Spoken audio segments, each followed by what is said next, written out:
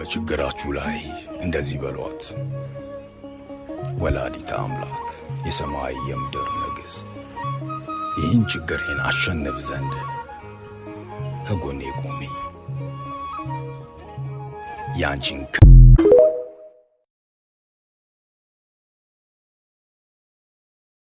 ዓለም ሳትወስድብኝ ያንተን ውድ ጸጋ ለክብርህ እንደዘመርኩ እየመሸነጋ የዜማ ጠጠሬ ያለ በወንጭፌ ሺ ጠላት ቢከበኝ ምስጋና ነው ሰልፌ።